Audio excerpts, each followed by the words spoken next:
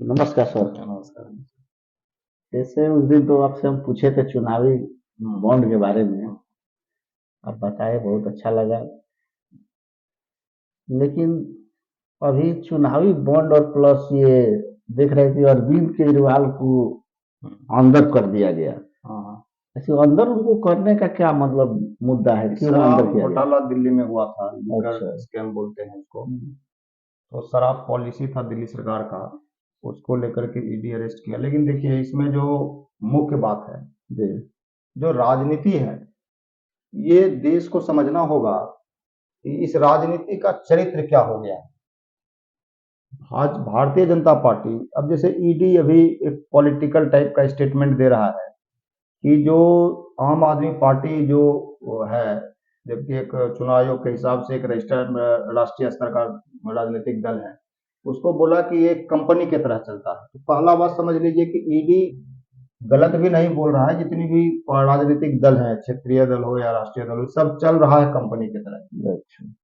चाहे भारतीय जनता पार्टी हो। अब ईडी, ये बात अलग है कि ईडी का इतना हिम्मत नहीं है कि भारतीय जनता पार्टी का जो इलेक्टोरल बॉन्ड के में जो लूप होल्स है उसके ऊपर वो जांच कर सके या उसके खिलाफ कुछ बोल सके। जी। अब जिस शरद चंद्र रेड्डी, हम्म। जो साउथ का एक, जिसको लीकर माफिया कह लीजिए, हालांकि है वो दवा कंपनी उसकी है, जी। और बड़ी दवा कंपनी अरविंदो फार्मा, जी। तो उसका डायरेक्टर है। तो उसको ईडी पकड़ता है, अरेस्ट करता है, जी। उसी शराब घोटाला में, दिल्ली का जो था। हम्म। और फिर उसी से वो चंदा भी लेता है, फिर बाहर भी निकलता है, फिर अप्रूवर भी बन जाता है। जी सर। तो ये सारा जो घटनाक्रम है, हम्म। ये बिल्कुल एक संदेह की तरफ इशारा करता है जी। देश के अंदर, जी। कि राजनीतिक का बिल्कुल नैतिक और चारित्रिक पतन हो चुका है। जी। कौन क्या कर रहा है, कह रहा है, इसके बारे में कुछ भी कहना बहुत मुश्किल है। अच्छा बात तो कहना बहुत मुश्किल है, जी। बुराई ही बुराई दिखता है। जी। भारतीय जनता पार्टी 8-9 हजार करोड़ का चंदा लेती है इलेक्टोरल बॉन्ड के रूप में, इलेक्टोरल बॉन्ड का कानून लाती है, और उसमें प्रावधान रखती है कि ना तो चंदा देने वाला का पता चले, ना पूछ सकते, आरटीआई से बाहर है। और इसको सुप्रीम कोर्ट असंवैधानिक करार देता है। और फिर जब सारा पोल कच्चा चिट्ठा इसका बाहर खुल के बाहर सामने आता है, तो पता चलता है कि जो सबसे बड़ा बेनिफिशियरी है इस संविधान का, इस कानून का, इलेक्टोरल बॉन्ड का, वो भारतीय जनता पार्टी है। 50% से ज्यादा चंदा कुल इसी को प्राप्त हुआ है, और बड़ा बड़ा रकम प्राप्त हुआ है, 100 करोड़। एक तो देखिए कि किसी भी डेमोक्रेसी में 100-200 करोड़ चंदा जैसा लगता नहीं है भारत में, जहां 80 करोड़ आदमी 5 किलो अनाज पर निर्भर करता हो, सरकार से 5 किलो अनाज लेता हो। आप समझिए उसकी क्या स्थिति रही होगी कि कोई 5 किलो अनाज दान में ले, मजबूरी में ले या शौक से ले। अगर शौक से ले रहा है तो चरित्र बहुत गिरा हुआ होगा, अगर मजबूरी में ले रहा है तो बड़ा आर्थिक संकट में रहा होगा। तो ऐसे देश में जहां, और 80 करोड़ कोई कम, ये जो संख्या है, आंकड़ा है भारत सरकार का, ये कोई कम नहीं है। 140 करोड़ के देश में 80 करोड़, करीब करीब 60% आबादी होता है। 60% आबादी अगर आपका हैंड टू माउथ है, मतलब कि खाने पीने भर उसकी स्थिति है, तो आप समझिए कि देश में ऐसे भी लोग हैं 80 करोड़, जो 5 किलो अनाज लेने के लिए लाइन में लगते हैं। और ऐसे भी कुछ धन्ना सेठ हैं जिसकी संख्या भी हजारों में है, जो करोड़ से लेकर 100 करोड़ तक चंदा दे रहे हैं, राजनीतिक दल को दे रहे हैं। तो ये सारा का सारा जो वातावरण है, पॉलिटिकल एटमॉस्फेयर इस देश का, राजनीतिक वातावरण कहिए, ये बिल्कुल ही संदेहास्पद है, और ये लोकतंत्र के लिए बिल्कुल खतरनाक। और अब देश को जगना चाहिए, मिडिल क्लास को जगना चाहिए। तेल को लेकर के इस देश में 10-12 साल से बड़ा खेल चल रहा है, ये कि उसमें भी प्राइवेट प्लेयर है। उसको बेनिफिट बेनिफिट पहुंचाने के लिए जो तेल का कीमत है, और जो उसके अंदर जो टैक्सेशन पॉलिसी है गवर्नमेंट का, वो काफी हाई कर दिया गया है। अब तेल से क्या होता है कि प्रत्येक व्यक्ति के जेब से कुछ न कुछ पैसा रोज झटक लिया जाता है, निचोड़ लिया जाता है, या कहिए कि निकाल लिया जाता है। और फिर उस पैसे को, जो आवारा पूंजीवाद है हमारे देश में, ये जो पूंजीपति हैं, ये कोई अमेरिकन जो कैपिटलिस्ट होते हैं उस तरह के नहीं है। हालांकि पूंजीपति जितने भी होते हैं वो सब मैनिपुलेशन से पैसा कमाते हैं, हेरा फेरी करके। वो जैसे पहले एक साहूकार होता था जो हम लोग पढ़ते हैं मध्य युग में, कि वो शोषण करके वो उसका सारा जो पैरासाइट टाइप का उनका करेक्टर होता था परजीवी की तरह, कि समाज का शोषण करके वो जीता था और धन इकट्ठा करता था। तो ऐसे ही पूंजीवाद है भारत के अंदर। तो इसको कहीं भी किसी भी तरह से इस भारत जैसे देश में जहां इतनी डाइवर्सिफिकेशन है, पॉपुलेशन के बीच भी इकोनॉमिक डाइवर्सिफिकेशन है, सोशल डाइवर्सिफिकेशन है और ज्योग्राफिकल डाइवर्सिफिकेशन है, तो इस ऐसे देश में इस तरह का पूंजीवाद जो बेलगाम हो, जहां लोग हम तीसरे इकोनॉमी बनने वाले हैं, हम दुनिया के सबसे अमीर, एशिया के सबसे अमीर हो गए, ये कोई गर्व करने जैसी बात नहीं है। जब हम वेलफेयर का पैरामीटर देखते हैं तो पूरा का पूरा जो इकोनॉमिक्स है पूरा फिसड्डी है सरकार का। अभी क्या है, कुपोषण बढ़ रहा है। अभी जो मनरेगा में जो मजदूरों को रोजगार मिलता था या उसके माध्यम से जो पैसा मिलता था उसके जीवन यापन को सुदृढ़ करने के लिए, स्टेबिलिटी लाने के लिए, मनरेगा तो उसका उसका खत्म खत्म हो गया, उसका बजट नहीं बढ़ाया जा रहा है। अब देखिए, सरकार जब कहता है, एक और इकोनॉमिक्स के लेवल पर एक बात को समझिए, कि जब हम कहते हैं कि जीडीपी हमारे देश में बढ़ रही है 8.5% के दर से, ये भी आंकड़े का मैनिपुलेशन है। हमारा ऐसा मानना है कि ये भी फर्जीवाड़ा है आंकड़े के साथ। और सरकार में जब आप हैं तो किसी भी चीज का, अब आपका चरित्र ही खत्म हो गया तो किसी भी चीज के साथ आप फर्जीवाड़ा कर सकते हैं। सारा मशीनरी आपके अंडर होता है। अधिकारी जो नहीं सुनेगा उसको आप बदल दे सकते हैं, दबाव डाल सकते हैं, वो सारा धंधा होता है, सारा विक्रम चलता है। अब ये कि 8.5% से जीडीपी, अभी जो बिहार सरकार का जो पिछला जो इकोनॉमिक सर्वे है उसमें कहा कि हमारा 11% के हिसाब से जीडीपी जो नेशनल ग्रोथ रेट है उससे भी ज्यादा हम तेजी से बढ़ रहे हैं। लेकिन जब इसी सरकार को पूछिए कि मजदूरी पिछले 10 साल में कितना परसेंट बढ़ा है, कोई जवाब देने के लिए तैयार नहीं होता है। कि जब मजदूरी आप 250-300 रुपया दे रहे हैं और पिछले 15 साल से उसको आप रिवाइज नहीं कर रहे हैं लेबर रेट को, तो आपका जो विकास 11% का किसका हो रहा है? पूंजीपतियों का हो रहा है। पूंजीपति का। 12% आबादी गांव में रहता है।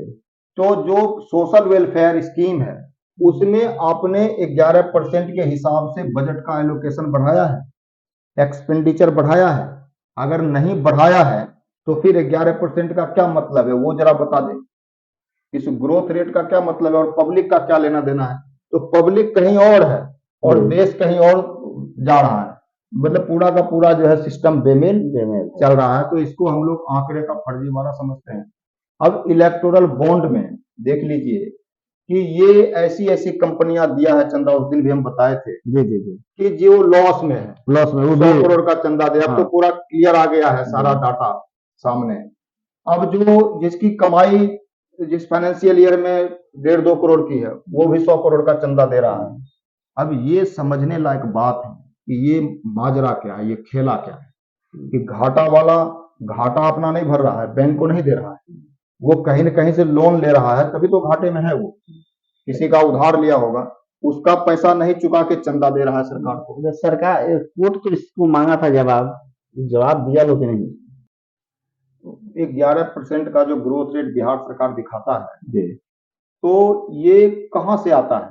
11% तो हम लोग को ये लगता है कि ये जो ट्रेन में भर के लोग जो जाते हैं अदर स्टेट कमाने के लिए, बिहार का जो एवरेज एज है वो 22 ईयर्स का है। सबसे यंगेस्ट स्टेट है इंडिया का। ये इसका एडवांटेज भी है और ये डिसएडवांटेज भी इसको बना के रखा है कि ये बेचारे सब जाते हैं अनस्किल्ड लेबर के रूप में अदर स्टेट में काम करने के लिए। तो ग्रोथ को जस्टिफाई करना पड़ेगा। जो इकोनॉमिक ग्रोथ है या जो डेवलपमेंट होता है, ग्रोथ कोई चीज नहीं है, ग्रोथ तो बकवास है, आंकड़े का फर्जीवाड़ा है। असल में डेवलपमेंट होना चाहिए और वो वेलफेयर है कि नहीं। भारत के संविधान में लिखा है कि जो हमारा शासन व्यवस्था होगा वो सोशलिस्टिक होगा। सोशलिज्म को अडॉप्ट किया गया, ये भी बेसिक स्ट्रक्चर में आता है, सोशलिज्म, सेकुलरिज्म।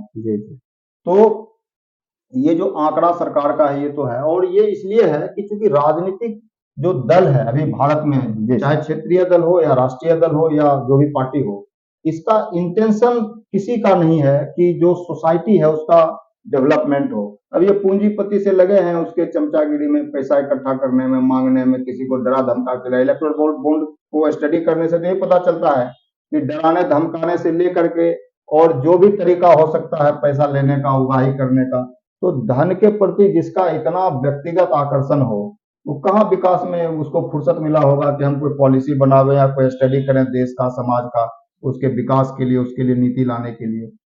और जो केजरीवाल है, जो कहता था कि कट्टर ईमानदार हैं, भाई कट्टर ईमानदार क्या होता है? अभी उसका डेफिनेशन बता दीजिए, जब जेल चले गए हैं तो जेल से ही बता दीजिए कट्टर ईमानदार किसको कहते हैं। अरे अब कुछ ना कुछ बेईमानी तो है, तभी तो भीतर गया। राजनीतिक दल का जो चंदा सिस्टम है, जी ये पूरा का पूरा करप्शन का बुनियाद है इस देश में। जी वहीं से वो गंगोत्री है कि जो चंदा पॉलिटिकल पार्टी का है, यहीं से भ्रष्टाचार की गंगा निकलती है और पूरे देश में बहती है। जी वो थाने तक आती है, आपके गांव में जो जो गली नाला बनता है वहां तक आता है। जी। गंगा गंगोत्री है वो। हाँ, चंदा जो है वो गंगोत्री है जी और वहीं से सारा खेला शुरू होता है, इस राजनीतिक दल के भीतर से। और जो राजनीति में जो लोग हैं, ये जो भी चाहे केजरीवाल हो, इनकी आत्मा मर जाती है तब राजनीति करने जाते हैं। राजनीति में जिंदा रहता ही आदमी आत्मा को मार करके। तो ये आत्मा विहीन लोग हैं, अभी अपने जेल चले गए जब इनको खुद पड़ा है। और भाई अगर इस तरह का पॉलिसी में आपका कोई गड़बड़ी नहीं था तो आप उसको वापस काहे ले लिए? इसका मतलब आप दोनों बात हम नहीं कहते हैं कि आरोप नहीं लगाते हैं कि वो भ्रष्टाचारी था, इंटेंशन इसका, लेकिन ये बात है कि आप उसको ठीक से अध्ययन करके नहीं लाए थे। कोई पब्लिक पॉलिसी लाते हैं और जब विरोध होता है तो चुपके से वापस कर लेते हैं, सब तो संदेह ही पैदा करता है। अब तो ये जांच का विषय है, ईडी जांच कर रही है और ये है वो कोर्ट में मामला है, कोर्ट को जाके सबूत दे। अब तो कोई पब्लिक के बीच में है नहीं कि अब मान लीजिए कि रहा कि वोट इलेक्शन का टाइम है, वोट देना चाहिए कि नहीं देना चाहिए। जब तक कोर्ट से निर्दोष साबित नहीं होते हैं तब तक ऐसे आदमी को वोट देने के लिए तो कोई जमीर कहेगा नहीं। बोल रहे हैं कि हम जेल से सरकार चलाएंगे, ये तो निर्लज्जता है। देखिए अभी जो मोदी का जो एज है, इसमें एक बात तो और मानना पड़ेगा, ऐसे बेशरम तो राजनीति होती ही है, लेकिन ये ज्यादा निर्लज हो गया है। चाहे भारतीय जनता पार्टी भी अगर 8-9 हजार करोड़ का हिसाब नहीं दे रही है, मोदी अगर कोई स्टेटमेंट नहीं दे रहा है, तो आप मानिए कि वो तो महाभ्रष्ट है। लेकिन उसको महाभ्रष्ट करने से दूसरे को सर्टिफिकेट नहीं मिल जाता है कि ये बड़ा साधु महात्मा है, ये भी भ्रष्ट है। देखिए इनका जो तरीका है ये कि हम अगर कहें कि पड़ोसी चोर है, इसका मतलब ये नहीं है कि हम ईमानदार हैं। ये इसका अर्थ लगाया जा रहा है जो हमारे यहाँ होता है, और इसीलिए ये नेता बेवकूफ बनाते हैं, दूसरे को चोर चोर उसके चोरी उसके कारनामे बताते हैं, अपना कोई बताता नहीं, अपना कोई नहीं बताता, अपने चंदा का हिसाब नहीं दे रहा। प्रेस कॉन्फ्रेंस करके 2-3 दिन से विपक्ष वाले का जो सत्ता पक्ष में इसके जो विरोधी पार्टी विरोधी राजनीतिक दल है उसका चंदे का हिसाब मांग रहा है। अरे भैया पहले अपने चंदे का तो हिसाब दे दो, पहले अपना दे दो कि भाई देखो ये है और हम ये इस तरह से हैं, बिल्कुल ट्रांसपेरेंट है, बिल्कुल पारदर्शिता है, हमारे यहाँ कोई अच्छे आदमी से चंदा लिए कोई घपला नहीं है। तो ये नहीं कह के आप प्रेस कॉन्फ्रेंस करते हो कि उसको इतना पैसा कहां से आया। देश को ये सोचना पड़ेगा कि जिस राजनीति का अपना कोई अच्छा चरित्र नहीं बचा है इस देश में, वो राजनीति देश का या यहाँ के लोगों का और क्या भला करेगा। तो अगर ऐसा कोई उम्मीद करके बैठे हैं तो आप गंभीर भ्रम में हैं।